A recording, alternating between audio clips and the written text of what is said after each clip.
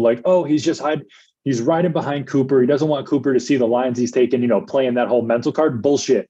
Cooper's fast as hell. And I understand that there is that level of mind game to it for sure. But the thing is, dude, Cooper's a dog. He doesn't come off He's as a got that dog in him for sure. Cooper is a dog. I'm just going to make my background a little later. One second. Yeah, you're good. You're good. What's up, everybody? Just get us a little quick introduction. My name is Chris. Matt's up above me. We are the Moto Outsider, and we're doing a 2023 Atlanta Supercross post race, kind of more like a hangout bench race deal. So we got Dog Lover 136 in the chat. Appreciate you joining. If you guys have any questions, comments, things you want to talk about, please let us know. It's our first live stream, but we just want to start doing this after the races because there's not I don't know why there isn't like a live post race show after the race. They put it up on YouTube, but it's weird that. I mean, we're a pretty big sport. Like, I feel like we deserve that as a sport, but we don't have it for whatever reason. So, yeah, I don't understand. But I mean, dude, this is why we can do this stuff. And it's cool. Absolutely. And plus we can make it like a little bit of a hangout. And I think that's just, I think it's just fun. It keeps it fun because Lord knows how many people are out there that are just like watching this stuff alone. Like, damn, I want to bullshit with someone about this. Well, hey, let's make it that spot. Exactly. Maybe in the future we can actually like have people join the call. It'd be kind of cool, just like get people in here and that kind of thing. So. That's a good question down below. Would you rather see him send it and crash or slow it down and get fifth? I mean, I think I'd rather see him send it. Just, I don't know. Yep. I want to see him. I want to see him send it and crash. The team, obviously not. But, dude, sending it and crashing, way cooler than just like, oh, wow, didn't see that coming. And it's like, yeah, you just finished. Typical. Eli was so fast today. Like, he set the first two fastest practice times. His third practice time wasn't that good, but I felt like, all right, he started the day off strong. There's no way he doesn't win this. And then he goes out, gets a horrible start, and it's just he's got to stop coming back from the back like that. His heat race too, he's not getting good starts. But last week he had great starts. It is so hard to watch sometimes. It really is. And I mean, dude, did you see Cincerillo's get off? Dude, Cincerillo got ragged. His face hit the handlebar, and dude, the way he like got up and like kind of shook himself out. Yep. After having head injuries, dude, when you got to shake yourself out, it's not good. It is not good. Very painful. I mean, honestly, for how bad that was, like that went so good for him because I know he's got bad wrists and shoulders and all that. So, I mean, it looks like he just slid down that face. I was like, that's it. He's done for the season. It's over. But I think he, man, it was funny. He did like a little interview this morning on Instagram. He's like, yeah, I arrived at track walk late. I don't know if you saw it. He was like, if I get fifth place, top 5, I'm going to do a burnout on the concrete. And I was like, kind of hoping he was going to do the burnout on the concrete. Roast tire on the concrete. I mean, dude, so going back to our last video, we both thought that Tomac was going to walk it because he excels at this type of track. Yeah. And when I was unable to do so, again, I think the start had a lot to do with that. But dude, the way Sexton kept it on 2 wheels and didn't tip over, and he checked out, which was good for him, I guess. Barsha and Roczen had a nice battle the entire race, which was fun to watch too, because even James said it. He was like, dude, Barsha's the sleeper here, 100%. Yeah. And it was fun to see him kind of make a run at Cooper, but obviously we saw how it ended.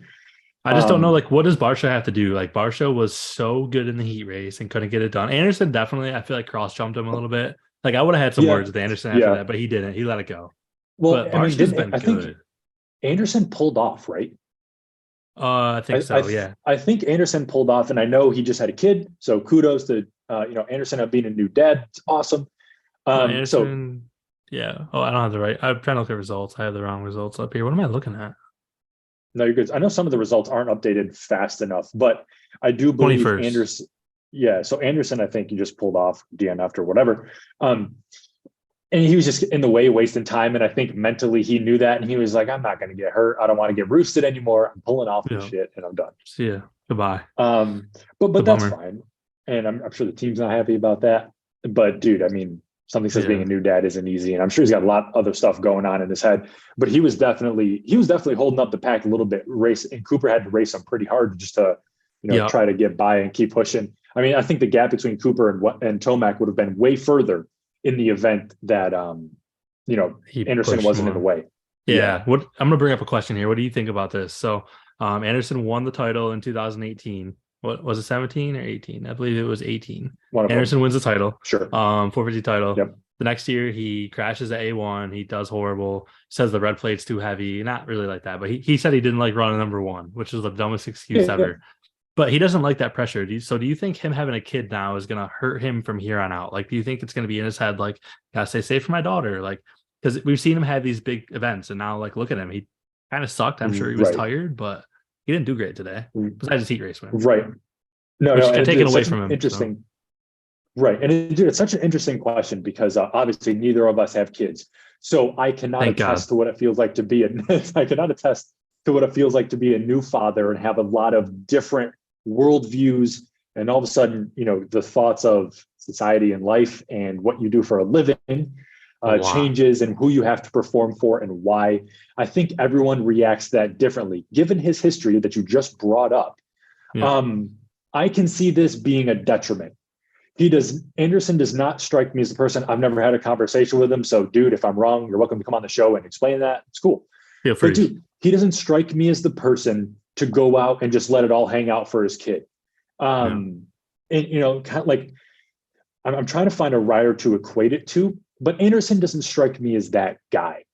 He strikes me as a dude. It's like, yeah, this was fun. I did it. I'm not going to let it all hang out. I have more to live for than just this sport. I have a kid. Dude, he could probably go make $500,000 a year putting on half-ass ride clinics in California or New Mexico, wherever he's at, and have way less risk and make the same amount of money risk to reward wise.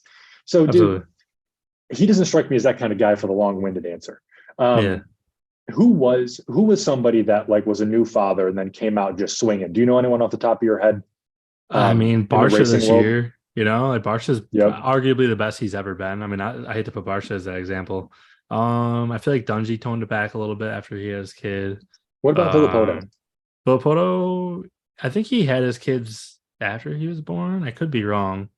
Pretty sure he waited till, I don't know. But either way, Villopoto was like, I'm out after 2014. Sure. I see you guys, Well, and it's like Christian Craig, right? Christian Craig's been in the scene while he was having, he just had a new daughter, I think. Yeah. A few months ago or something like that. Now he just got hurt. So I definitely think it weighs on your mind in many ways. And if you listen to other people outside of the sport of Supercross, right? So if you're listening to people in the business world or whatever the case is, even people I've talked to, they said, dude, it changes your life in ways you can't even understand until you're in that situation. Yeah, hopefully I never figure that out. So maybe we do. Who knows? Dude, Anderson can come out swinging and be like, yeah, dude, I'm doing this for, this is for my kid. Yeah, so absolutely. We'll be surprised to see that. And then I was actually, I don't know, man. It's just like Kenny's like been really quiet under the radar. Yeah. Kenny got a win, but did you think Kenny would be doing this good on this bike after all the stuff he went through and all the crap people talked about him? He's made Suzuki look so good this year. It is crazy what he's been doing. For sure. And I think what's helped Kenny is the fact that he faded from the media side of things. Yep. The eyes aren't on him. So he doesn't have to do all the appearance, all the press, and all the stuff. Of course he does, but he doesn't have to at the capacity that someone like Tomac does. Yeah. So he can focus on bike, focus on, riding, training, etc. And I think that's what's allowed him to be much more clear and less distracted when it comes to him being on the track and killing it. I mean, dude, he's got that whole shot speed and to be able to check out. I don't necessarily know if this is the type of circuit where he could whole shot and just check out and win with pure speed. He strikes me, obviously he's fast, but he's more of like a technical rider, like on the indoor, like arena style tracks. The dude's nutty. So how does he do outdoors? Ooh. Is he top 5 guy? Does he win a moto? I don't think he wins a moto. I really don't. Oh man. With Jet now, Sexton, Tomac. I don't see him winning a moto. I would love to say I do, but his health is just not what it used to be. It's an uphill battle for him. I'm 28. He's 28 as well. I am nowhere near the shape or skill level. So the comparison doesn't even make sense. So don't even listen to what I'm about to say. But what I'm saying is my brother's younger than me, and I could tell he can endure a hell of a lot more bodily damage than I could right now at 28. For sure. So I think that has to do with it because, let's talk about the Lawrence brothers, dude. They're younger, they're fast as hell. And it's just, they can let it all hang out. Barsha, Roczen, everyone, they're in that kind of different stage of their career where they could just kind of just be on cruise control. You said it.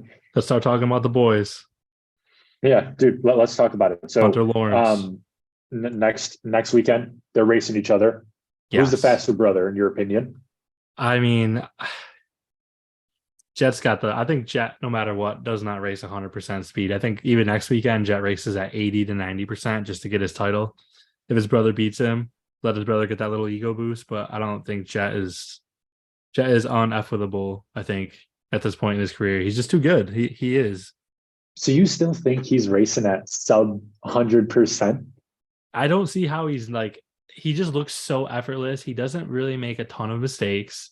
He's riding the 450 now. He's going to just be so smooth on that thing. Like, he rides a 250F. He's fast. He scrubs a lot, but it's not like sketchy like RJ.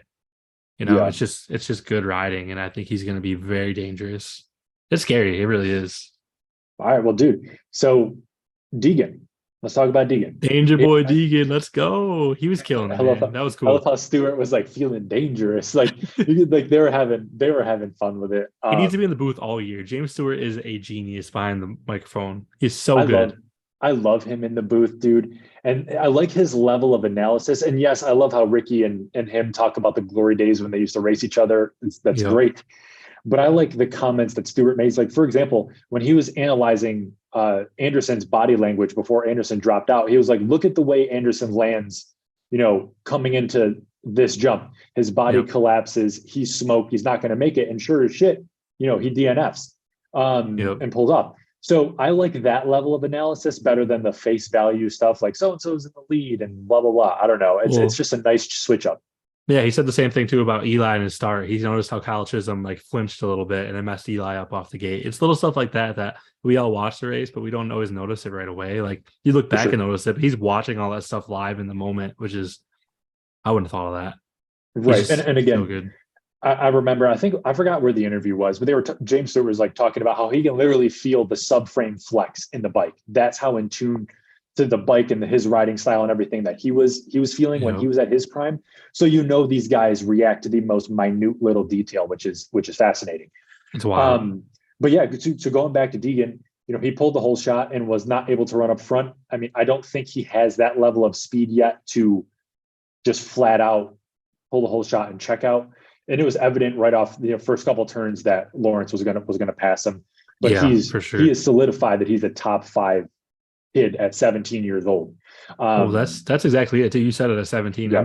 I was actually mowing the lawn before I came in and talk about I was thinking about this while I was listening to the race, and what other 17-year-olds have come in and been this consistent with this many podiums? Let alone it's his rookie year. He doesn't need to be doing this, but three third places finishes now. I just it's really impressive. He's going to be the real thing. Maybe not as good as Jet right away, but he's already a guy in the class. Consistency. For sure. And at 17, I think it's the most impressive. And we would have to do a lot of research to find out who else was riding at that level at that age. But dude, Joe Shimoda was right there with him. Really, really fun to watch him too. So when Lawrence gets out of the way, when Hunter and Jet get out of the way, what do you think is going to happen with Deegan and Shimoda and everyone kind of down the ladder? Are you talking about the next few weeks, or? I would say within the next few weeks or even next season, because I think Deegan, we have to talk about next season for Deegan. This year is kind of just a write-off for him. Yeah, I think honestly, so there's a lot of talks about Joe going to Honda and all that, which I think would be the greatest thing he could ever do, to be able to ride with the Lawrence guys all the time. I think Joe's a title contender next year, 110%. I think I don't know how much you remember last year's outdoors, but he was so good. He won a few races. I remember he won Washougal.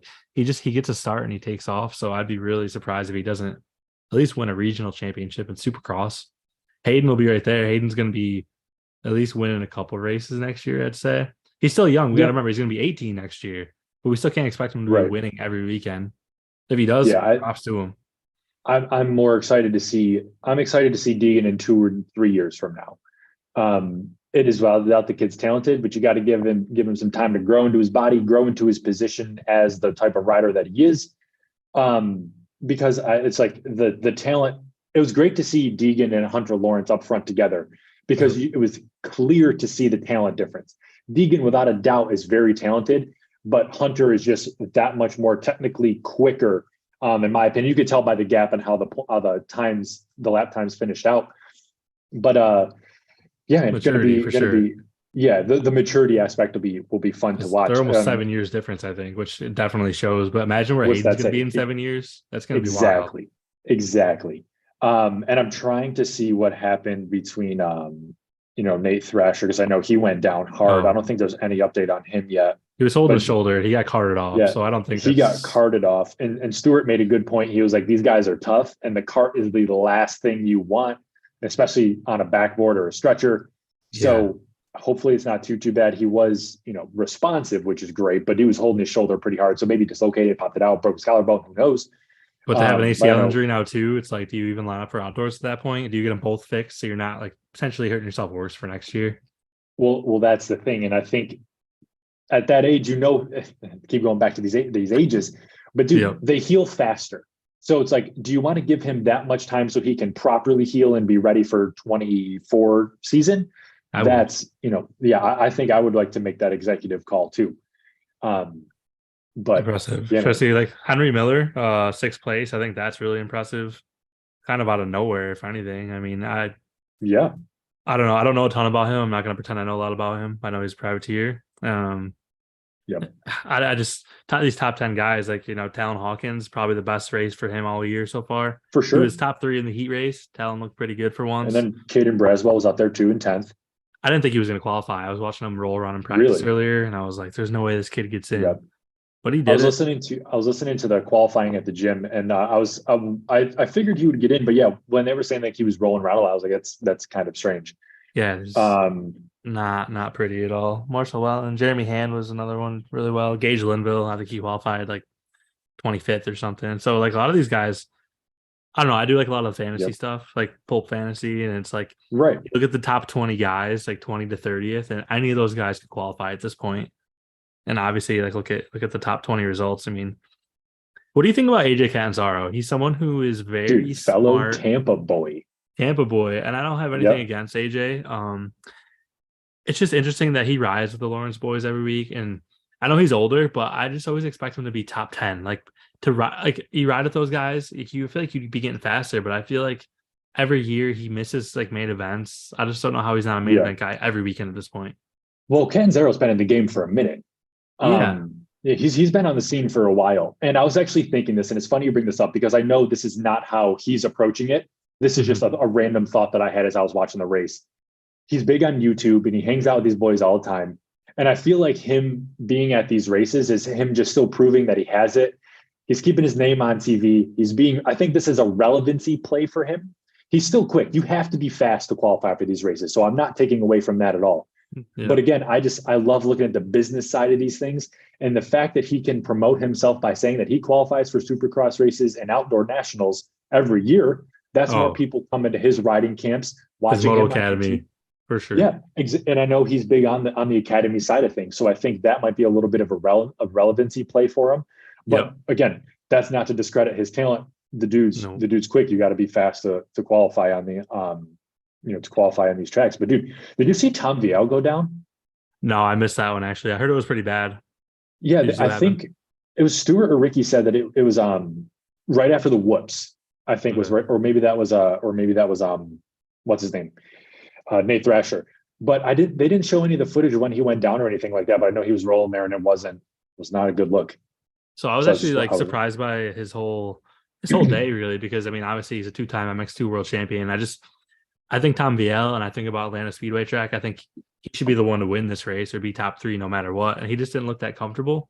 I think the whoops really yep, messed everybody up today. The whoops were really tricky. The yeah. track was slick, but it's more of an outdoor style. So I look So at Eli, I look at Viel, I'm like, these yeah, guys should be doing really good. Even Jeremy Martin. But I think he right. went down too. So it's just really weird. The last four guys are four of the best guys. Very interesting. And dude, like, what are your thoughts? What are your thoughts on everyone saying, "Oh, it's an afternoon race. It's hotter. It's going to affect these guys"? Obviously, Of course. and the Southern heat is a motherfucker, to say the least. It is. I will say that the hottest day in New York State, where we're from, dude, ain't got nothing on the hottest day in the South. The humidity is totally different, and that affects me more than everything other than the heat. The heat Yep. isn't even that bad. It's the humidity. But we used to ride all the time in the summer when it was super hot. I just couldn't imagine competing at this level and riding at this level of heart rate. Yep. for it to be, I don't know if it's Getting that a mess much of with an them. affecting factor. I don't know. Yeah, I I don't think. know. Hunter talked about it after practice. He said he seemed like he was out of breath, and he's like, "Yeah, it's way hotter than I thought it was going to be." Did he say it after the main, or did he say it after the practice? Maybe it was after the main. But Okay. just, yeah, I don't. I mean, he lives down in, like, again, he's from Florida, not from Florida. He Right. lives in Florida, so I feel like he'd be adjusted more than the other guys. But I guess Yep. if you're racing at nighttime for the past 8-9 weeks, it probably does affect him a little bit. But For sure. it's just weird to And I hear feel him like this say kind that. of comes down, right. And I feel like this kind of comes down to that competitive edge thing where Yeah. it's like you're on the gate and it's like you think it's hot, you think it's hot, you think it's hot. You're all thinking it. We're all thinking it. Well, motherfucker, watch. Like if you live in Yes. it and you train in it, that's why you can't touch Tomac training at high altitude. Why do you think elite boxers, Conor McGregor, whoever it is, these elite athletes train at high altitude? Because you can't freaking breathe. So when you come Yep. down to sea level, regardless of what it is, your body's that much more acclimated. But I'm sure Exactly. these guys are mentally that sharp. And again, I think this comes down to Cooper being a dog, because I bet you Cooper's thinking that shit. Got He's that like, dog in him. everybody's soft right now, and Yeah, he's just that's gonna another gonna point. get out there and pull it. And you brought up the altitude thing too. So, I mean, do you think? And we've seen it in the past. Cooper's been really good at Utah, but does Eli have a super big advantage at Denver and Salt Lake the last 2 rounds because of the altitude thing? I feel Yeah, like he does, but yeah, a lot of pressure. He's going to be in that pressure cooker because he's going to only have 5 points right now, and they go to East Rutherford next week. Eli's yeah. been okay there. I don't know. It's going to be really ruddy, Eli's I'm built. sure. Eli's built for it, and so's Cooper. That's I why this is know. great to watch, because they're both built for it. And it's like, okay, who's technically faster? I think there's enough mutual respect between both of them not to clean each other out. However, when all that money's on the line, maybe the friendship stuff kind of goes away, and such is racing. I think that's how it should be. Um, Absolutely. but I think it's gonna be fun to watch, just because they're both that talented and they both know that they got to let it all hang out to get up there. Cooper's got a lot of people to silence, and Tomac has a lot of people to keep that hype and belief up in him, man. I know he does, but he also didn't have it today. Like, where were those guys today? I Yep. didn't get to listen to his interview after the race, but I'm still just Me like neither. blown away that he was right there and could not catch Cooper. Cooper didn't look like he was riding very good in the main. I mean, he was riding okay, but it's just like Yeah. you got to capitalize. That's 2 points you could have made up, man. Damn, it's just weird to me. But it's Yeah. on him I now. wonder He's got if, to perform. for sure, and I wonder if body type and stature affects this, because this track seemed almost more like a big man's track. The jump seemed very tall. Yep. I mean, more like the whoop section seemed very tall. The rhythm sections were. This track looked overall more physically demanding. Yes. Um, not, I mean, there No was time to rhythm to it, rest. but not a lot of rhythm and flow like what you'd see on the Supercross track, where you just get into the groove. So I feel like that might come into play a little bit. But dude, I'm sorry, Jared Lesher qualifies on a 252 stroke. Sick to watch because he Yes. did it in the LCQ. He got fourth in the LCQ. But fun to listen to, and I think this sport would be so much better if a hell of a lot more two strokes were involved. Just saying.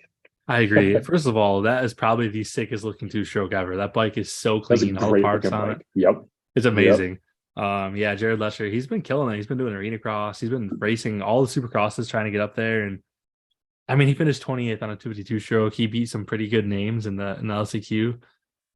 The guy's got it. I don't know if it translates to a 450 for him, but I was so pumped when I saw his name. You texted me. I was like, there's no way he's Yeah. gonna qualify, and he did it. So Yep. yeah, I don't know how, like, what do you think his thoughts were going into the season? Like, do you think he believed he could really do it every weekend? Like, do you think he would do it? Like, I didn't think he would do it one time. The fact that he did it this soon to say is damn Right. impressive, honestly, because Dude, trying to think who else what did I good, like love. Cartwright, Starling. I mean, there's a lot of big names in front of him. It's not like there was like a Yeah. 27th place guy in there. Those are all top 20 Right. guys. What I love about this sport is that there is no plan B for these guys. They have to go Yeah, out and they got to let it hang out and do as best they have to. can. Yeah, and that's why I love this sport more so. And I grew up playing baseball. I grew up playing all the team sports. And there's always, there's next game. You're guaranteed that next game. Whereas Yeah, in Supercross, you might not qualify, and bro, you just drove like 1,500 miles, so now you got to go home because yep, you didn't make it. And exactly. that's why I love, like, and to compete at this level, I don't think you can have those sneaking thoughts in your brain where it's like, damn, what if I don't make it? Like, no, dude, you got to make it. You have to. That's why I feel like the psychological side of this sport weighs so heavily on these guys, which is I would love to dig more into with like a professional psychologist who deals with these dudes, because there's a lot of fascinating questions around that.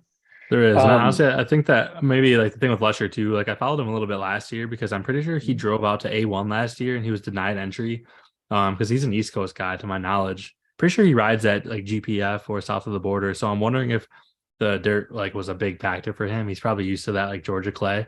So for him, that had to be a big deal, you know. And just want to say what's up to let's say Slow Crawl Stefano's in the chat too, talking about Deegan. So we love the Deegans. Yeah, man, it's cool. No, yeah, and it's Dog Lover said the same thing, that the Deegans went to the same church as him before the Deegans moved. And I know that, you know, Brian's been big on the faith side of things. Cooper's big on the faith side of things. I think a lot of these guys are more so than they want to admit, just because that's kind of, you know, taboo in sports, but also in mainstream media right now. It's a different kind of topic. But dude, 10th and 11th, Jost and Justin Hill. Love to see it. Absolutely love to see it. Who would have thought? You know, Josh has a really messed up ankle, and the fact that he goes out there and like has like no feeling in one of his feet and just goes out and kills it. They're like magnet. They're stuck to each other all year. Yeah. Yep. And I loved watching Josh, you know, back in the earlier 2000s. Just insane natural talent on a bike. And like you said, the dude can't feel one of his feet, which is incredibly important on a motorcycle. And the dude is running top 10 top 11 in this case in 450 class, man. That's just absolutely insane. Nuts. Dude, remember Freddie Noren was crushing it like a few years ago. Whatever happened? Do you know whatever led to his kind of slide down the ranks? I mean, he's probably crashed more than any motocross rider in professional motocross history. I mean, he just crashes so much. The guy is very lucky to still be racing today. But yeah, he was a top 15, top 10 guy in outdoors. Like I think he has a bunch of top 10 in outdoors. Like he was very talented. But yeah, I don't know. It's just some of these guys can't stay off the ground, but he's pushing it, you know? Same thing with Dean Wilson. Naturally talented, incredibly talented. Just loses all the media hype, and look at him. He's still top 10 because he doesn't have the, you know, when he was on pro circuit, obviously was always had the crazy expectations and was always in the media. And it's just, sometimes I think the media might be a little bit of a detriment to these guys and where they're at mentally. Absolutely. And like kind of like relate into that almost, like Benny Bloss finished 13th. They were talking about on a podcast this week, you know, Benny Bloss has had one of his best seasons he's ever had. You know, he's been like injury prone. He was on the BTO KTM team a few years back. Like had a pretty factory ride. Yep. Benny said he's not racing next year unless he gets a ride. He's not going to keep paying out of pocket and doing this. The question is, who hires Benny? And I think Mathis was talking about it on his show this week. And it's right. Like, who's going to hire Benny for top 12, top 15 performances? Like, what options are out there for him? Like, do you think he comes back next year? Because it would suck to see him not come back and race, but I don't know who would give him a ride. Here's my thoughts on that. To make that statement and say, I'm not going to race unless I have a ride, shows that he has a plan B or C in place. Because let's just face it, if he was on the, you know, the fence for not having a ride, he'd be pulling out all the stops to do what he can to earn a ride, or at least that's how I would process it. Yep. So for him to be that outspoken and say that publicly, I think he's got a plan B in mind. Don't know what it is, obviously. If we did, it'd be cool. But who knows? And like, that's a great point. Okay, do you want to get hired at some mediocre team? You might. You want to make some money, right? You don't want to pay your way to the races. Exactly. But if you're going to look at your hours and your time invested, I mean, what does it equate to if you're hired by a mid-pack team or back of the pack team? Is it even worth your time at that point? Again, start a YouTube channel, go crush all your local pro purse races and, you know, make money with less risk and just sandbag, I guess. I mean, he could probably do anything. He could do riding schools. He's a very personable guy. I think people like him. So I'm sure he has a plan B. I think his dad has some kind of a construction or some kind of company. And I know his dad pays for a lot of his racing still. So like, I'm sure there's money there. Dude, it's like the Dungies. Dungy could have said the same thing. Okay, I'm not gonna ride if I don't get to sign with a factory team. Okay, he doesn't get picked up by a factory team. I have to go manage my father's pavement company in wherever they're from, Minnesota. Yeah. Okay, pavement companies make stupid amounts of money, so he gets to ride his dirt bike for fun, make a considerable amount of money with, again, less risk. So these guys got planned. But yeah, right. Well, I mean, at that point, he's flying south and enjoying the summer of the South like the rest of them in the winter. But Absolutely. dude, breaking news everywhere, folks. Triumph has leaked their bike. And you and I Put a were picture on talking the about this. screen. Yep. You were talking about this earlier today. You texted me and I freaked out. Yeah. Because it's cool to see another bike coming in. Gas is very It's not going to show underwhelming. it. It's like blurring my phone. Because you blurred your background. But I just want it's to show cool. it, you know? Yeah. And dude, I commented beneath that picture and I was like, I love that they filmed it with the worst camera quality ever. Awful. And they did that 100% did that on purpose, dude. Everybody's got a 4K phone in their pocket. Yeah, dude, look at that. Those boots are fresh though. Coming to solid. He was a legend over in MXGP. He actually raced Unadilla probably 2015 or so. But I think we were at that race. I was there. Yeah, he was. Mm-hmm. I think the coolest thing is like this frame. So it's got an aluminum, single dive beam into the frame. Yeah, so the swing arm looks kind of like KTM-esque. Like it looks very thin. But the frame is very unique the way it comes around. Like again, I'm just trying to show you guys because I can't put things on the screen right now, but I don't know. It looks kind of cool. You can see the front number plate and everything. It's got like an almost KTM/Kawasaki shroud style Yamaha looking number plate. I don't know if that's just like plastic they threw on or what the deal is with that, but you guys can go to Vital MX if you guys want to actually look at that. It's on there. Pretty cool to see a new bike. Like, because we were talking about this all week. Like, if this thing drops, it's going to be huge news. I think we'll probably make a video about this tonight or tomorrow, but we got Ducati coming in. I guess Lewis Phillips from MX Vice confirmed Ducati's here next year. We got Triumph. I'm looking at it right now. They expect to aim to test a prototype by the end of 22. This is from Google. So they've been testing a prototype since the end of last year. So we know they probably have some significant steps made to maybe leak some photos of a bike or something. That'll be really cool. I'm excited to see Italian manufacturer, what they could put together for a bike. It'll be sick.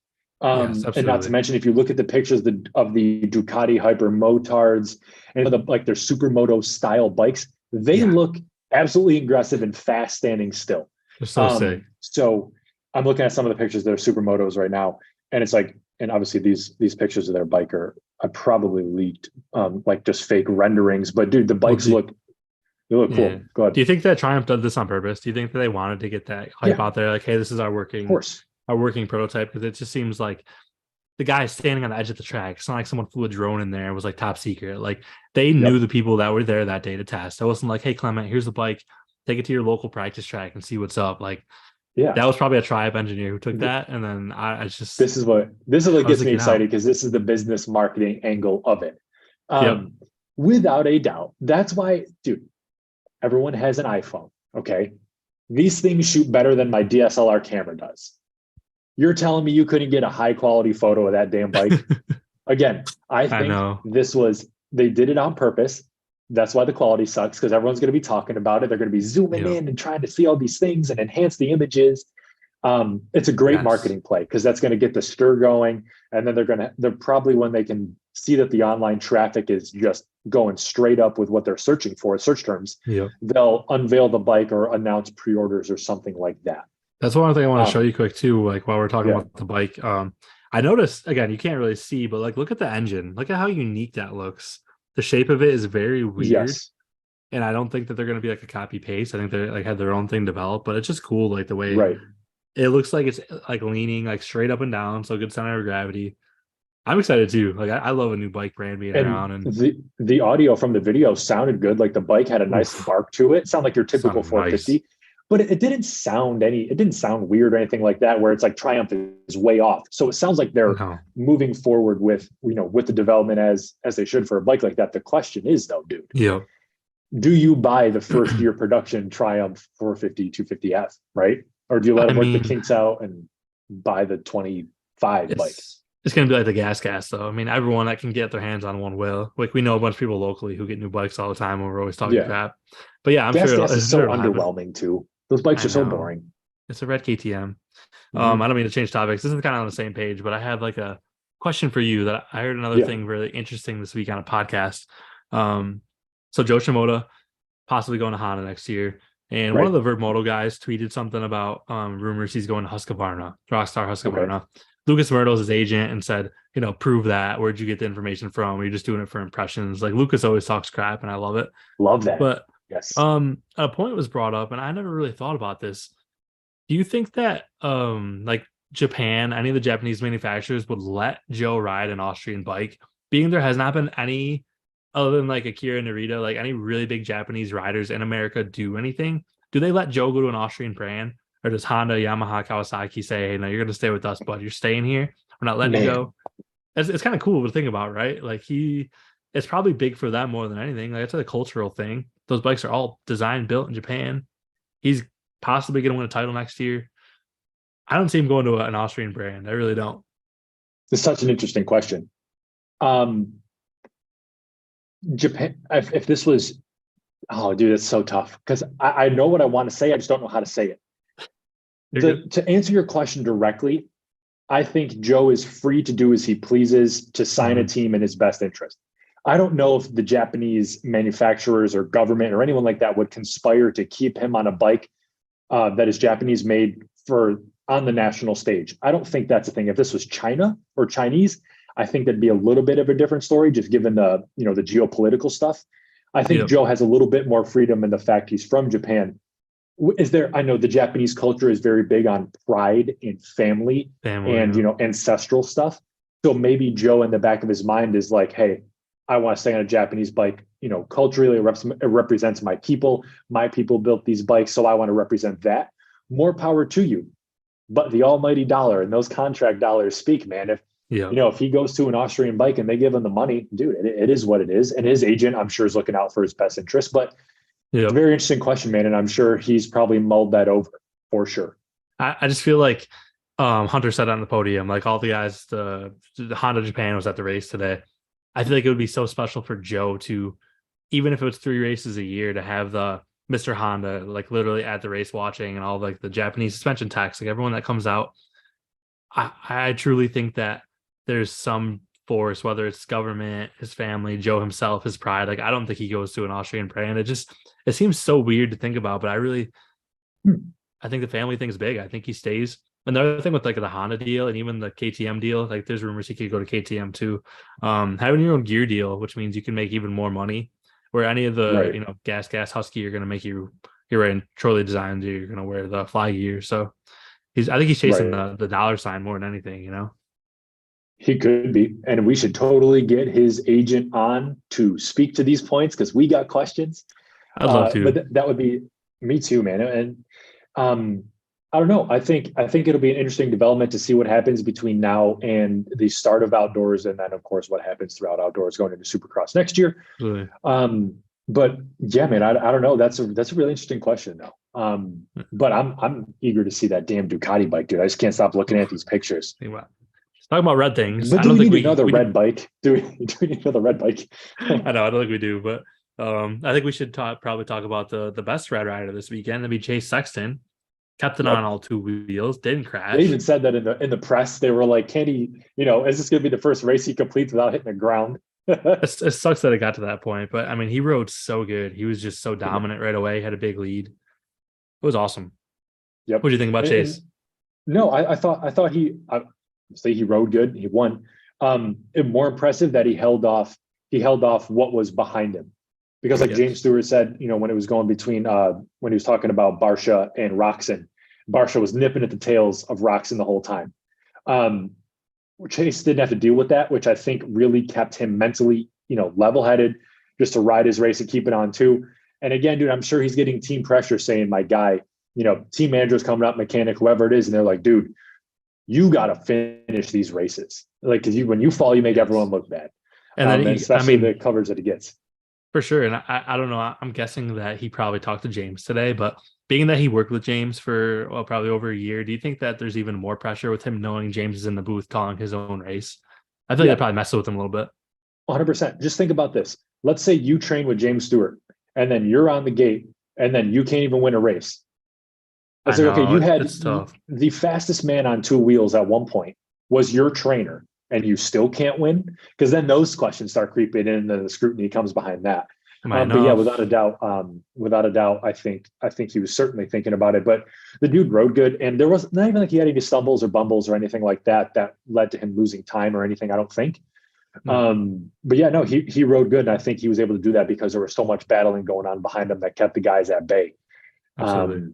Because if it was like a straight up sprint, he probably would have got past because dude, Roczen was Yes, fast, Barsha was fast. they're Even moving. if you remove Tomac from the equation, what was behind him was quick as hell for sure. Absolutely. It was pretty impressive. So we're about 40 minutes into this. I'm probably gonna have to jump Wow. off here. So the only thing I'm Yeah. gonna say is that I think it was a good race, and I'm pretty sure that we're gonna do an actual like full race recap over the next couple of days, get some more information, listen to some Yep. interviews, have some more stuff to talk about. But anything else you want to bring up or discuss on this little race recap? No, I think this was fun, and 40 minutes flew by with you as always, man. Talking to you flies by so damn fast. We still talking about But some dirt yeah, bikes. guys, thank you so much for watching our first post race live show. We're going to be doing these going forward for all the East Coast races, and then of course through outdoors as well. Hopefully, as long as mine and Chris's schedule line up, we'll of course be alerting you guys via social media. So be sure to follow us on Instagram and subscribe here. We're going to lean into heavily in the community tab to deliver these updates to you guys. But we want to start making these post race lives definitely more immersive with you guys, answering questions you guys have in the chat, kind of making it a little bit of a moto hangout. And then of course Yep. we're going to be updating videos throughout the week too as more information comes to light, because we've got some stuff to look at, like with what happened to Nate Thrasher and everything with their injuries. Just a little bit of an injury update. Yeah, we need to get some more news and information and updates. I want to listen to the press conferences. I'm sure they're going to figure Yep. out somehow to bring Jet up again and talk more about what Jet's been doing, even though he didn't race today. So Yeah. we got to get all the scoops on that. But big shout out to Dog Lover 136 and Slow Crawl Stefano. Thanks for being in the chat. Thanks for leaving us some questions. If anyone watches this after the live stream, like post race, please tune in. Please subscribe. Still doing our 1,000 subscriber giveaway. All you do is subscribe, and we're going to give one lucky person either a motocross store gift card, or we're going to give them a replica rider jersey. So you get to pick that. Leave some comments on the videos. Let us know what we can do for you, and stay tuned because we're going to drop cool videos this week. I think we got a Triumph video we got to talk about, and we got to do some more Yes, racing we do. recaps. So that's all I got, Matt. I'm ready to get some dinner and get back to work.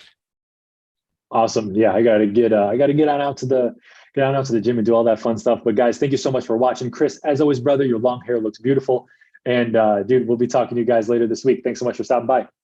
Thank you, sir. Thank you very much. It's probably gonna take me a couple minutes to figure out how to end this, but no, we're good. All right, I'll talk to you guys later. Have a good one.